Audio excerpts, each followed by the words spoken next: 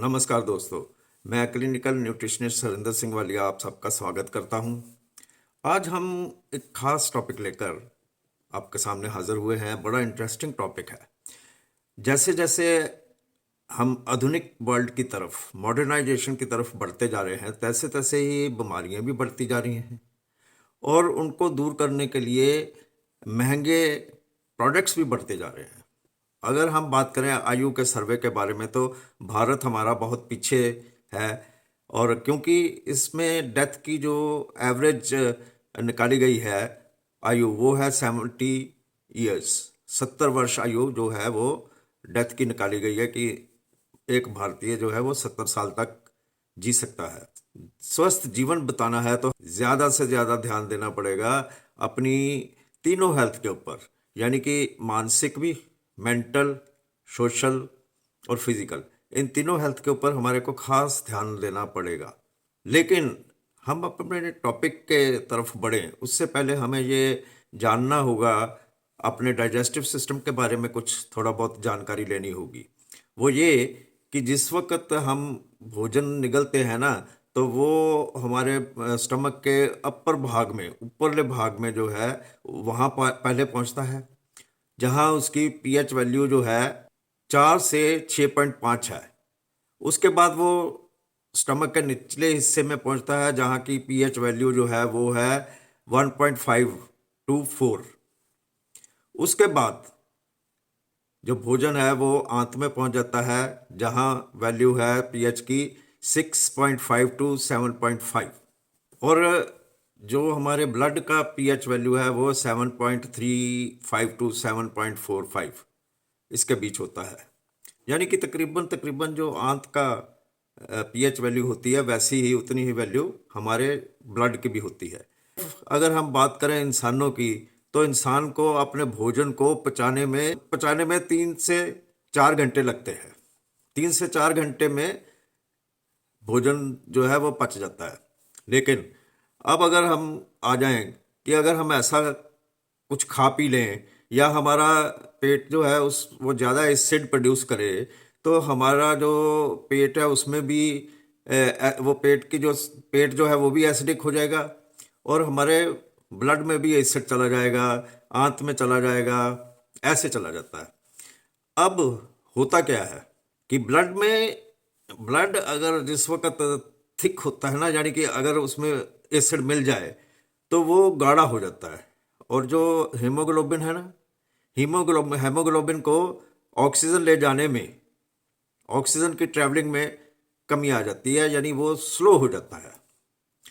तो क्या करें? वो ये कि हमको किसी भी हालत में हमारे को अपने ब्लड की पीएच वैल्यू जो है वो मेंटेन रखनी पड़ेगी। यानी जितनी की वो है, चाहे उससे थोड़ी ज़्यादा हो जाए, लेकिन उतनी तो ज़रूर हो ना। 7.35 to 7.45, 8 भी हो जाए अच्छा है, लेकिन ज़्यादा भी नहीं होनी चाहिए।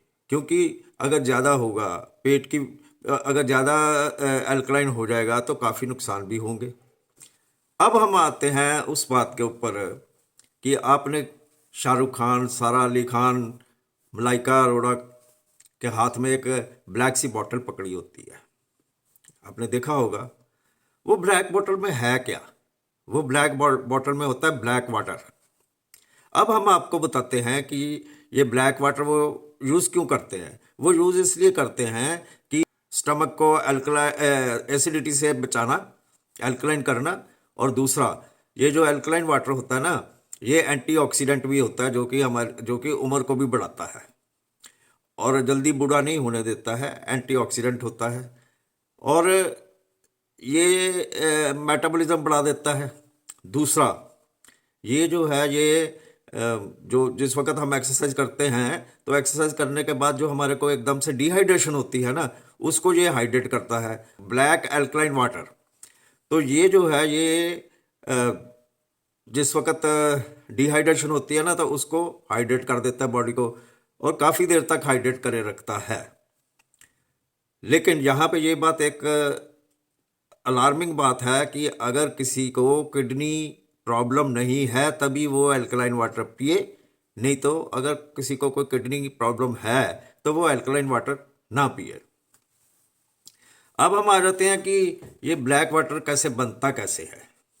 ब्लैक वाटर दो तरीके से बनता है। एक तो पहाड़ों के ऊपर, चट्टानों के ऊपर से पानी जो है वो झरने के रूप में आता है, तो वो अपने साथ खनिज वगैरह जो है वो ले लेता है, जिससे उसकी पीएच वैल्यू बढ़ जाती है। वो तो होता है नेचुरल ब्लैक वाटर।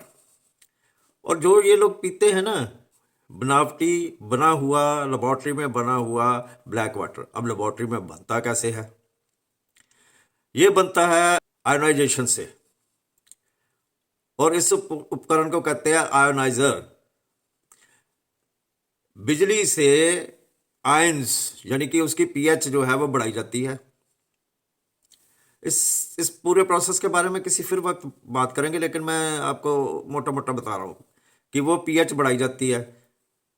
तो जब पीएच तकरीबन इसकी 8 से 9 तक हो जाती है, 8+ होती है, 8+ तक रखते हैं, तो उसमें अब ब्लैक जो कलर है वो कहाँ से आ गया? तो ब्लैक कलर के लिए उसमें डाला जाता है फुल्विक एसिड और ह्यूमिक एसिड। अब ब्लैक वाटर में क्या है? फुल्विक एसिड, ह्यूमिक एसिड और आयोनाइजेशन से उसकी पीएच बढ़ाई हुई, और साथ में कैल्शियम, मैग्नीशियम, पोटाशियम ये उसमें होते हैं। लेकिन यहाँ पे एक बहुत हैरान करने वाली बात यह है कि इन लोगों को तो अब पता लगा फुल्विक एसिड की ज़रूरत। मेन फुल्विक एसिड होता है ना उसमें। ब्लैक वाटर का जो मेन प्रोडक्ट है वो फुल्विक एसिड है, उसके बाद ह्यूमिक एसिड है, और उसमें थोड़ी वो डाली जाती है मैग्नीशियम, कैल्शियम, पोटाशियम, सोडियम, ये डाले जाते हैं। एक बात बड़ी इंटरेस्टिंग है, वो ये कि इन लोगों को तो अब पता लगा कि फुल्विक एसिड की वैल्यू और क्षारीय अल्कलाइन वाटर की वैल्यू, जबकि यानी कि बॉडी को अल्कलाइन करने की वैल्यू ये अब पता लगी, ठीक है ना। लेकिन आयुर्वेद में ये हजारों साल पहले पता लगा लिया था। हमारे ट्रेडिशनल साइंटिस्ट वगैरह ने ये हजारों साल पहले पता लगा लिया था। किस रूप में? शिलाजीत के रूप में।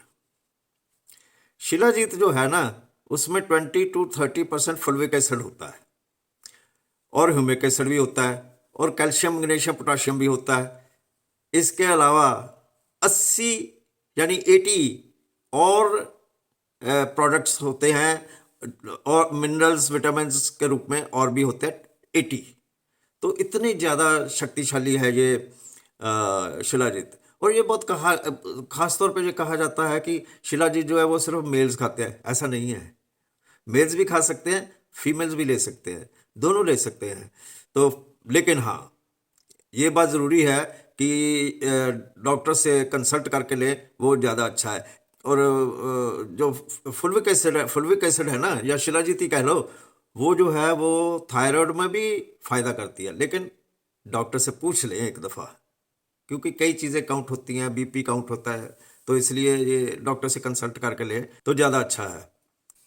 इसके अलावा आयुर्वेद ने ये कहा है कि आप डेली जो है, डेली वो बेशक सादा पानी पिएं, लेकिन उसके साथ आप पपीता, अंगूर, आलू बुखारा, नींबू, आम, चुकंदर यानी कि बीटरूट, ब्रोकल, मशरूम्स, मूली, शलजम, गाजर, और एक बात और, यानी ये लें आप तो आपको शायद ज़रूरत ही ना पड़े, क्योंकि यही जो है ये आपके शरीर को अल्कलाइन कर देगी।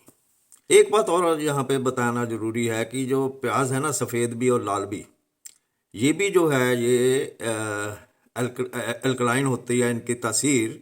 और अगर इनको हल्का सा गर्म कर लेना, तो इनकी ये जो अल्कलिनिटी है ना, ये और बढ़ जाती है। सो हमारे पास बहुत सी चीज़ें हैं जिससे हम अपने शरीर को अल्कलाइन कर सकते हैं।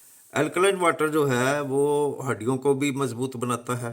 क्यों मजबूत बनाता है? क्योंकि उसका एक कारण है, क्योंकि जब एसिड बनता है हमारे शरीर में, तो एसिड जो है वो हड्डियों को, जो है हड्डियाँ, उसमें कैल्शियम होती है, कैल्शियम को डिजोल्व करता है, तो उसको हड्डियों को नुकसान पहुँचाता है वो एसिड।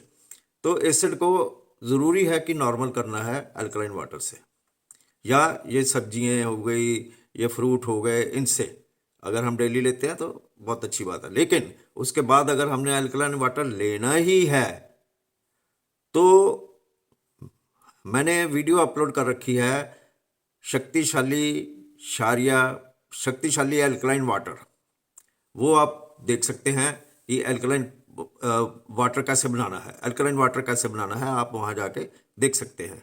और हाँ, अगर आपने अल्कलाइन वाटर बनाया तो ज़्यादा अल्कलाइन जो है वो हमारे मेटाबॉलिज्म को भी डिस्टर्ब कर देती है, और हमारे जो बॉडी के अंदर नेचुरल एसिड्स हैं जिसकी हमको ज़रूरत भी है अपने बैक्टीरिया और पैथोजेंस वगैरह मारने के लिए, हमारे को उन एसिड्स की ज़रूरत है, उसको डिस्टर्ब कर देता है। इसीलिए ब्लैक वाटर के यूजेस के ऊपर अभी तक रिसर्च चल रही है कि कहाँ तक सेफ है और कहाँ तक नहीं। लेकिन एक बात तो ज़रूर है कि आप अल्कलाइन वाटर जो है वो सादा पानी भी पिएं और ये सब्जियां वगैरह जो खाएं, तो इससे तो ये तो नेचुरल चीज़ें हैं, इसका तो कोई खास फर्क, इसका तो कोई फ़र्क पड़ता नहीं है। अगर हमारा शरीर ज़्यादा ज़रूरत से ज़्यादा अल्कलाइन होता है तो हमारे शरीर के अंदर कम कपी, हमारे को मतली उल्टी आने की होगी, हमारे को मतलब वहम करने का एक मेंटली डिसऑर्डर पैदा हो जाएगा। सो इसलिए जो ब्लैक वाटर भी पीते हैं उनको भी मेरी ये सलाह है एज ए न्यूट्रिशनिस्ट, उनको भी ये सलाह है कि ब्लैक वाटर आपने लिया, ब्लैक वाटर पिया, आपने पिया 1 कप, उसमें 1 कप और पानी डाल दें, फिर 1 कप पिया, फिर दोबारा 1 कप डाल दें। उससे क्या होगा कि उसकी जो अल्कलिनिटी है ना वो कम होती जाएगी ग्रेजुअली शाम तक, तो वो वैसा जो है नुकसान होने का संभावना कम हो जाएगी। सो दोस्तों, आज के लिए बस इतना ही। अगर मेरी ये वीडियो आपको पसंद आई है तो आप मेरे चैनल को सब्सक्राइब, लाइक और शेयर ज़रूर करें, और अगर नहीं अच्छी लगी तो डिसलाइक भी ज़रूर करें। इन दोनों से मेरे को कुछ ना कुछ सीखने को मिलेगा। सो जल्द ही किसी नई वीडियो के साथ मैं आपके रूबरू होऊंगा। तब तक के लिए हरिंदर सिंह वालिया को दे इजाज़त। नमस्कार।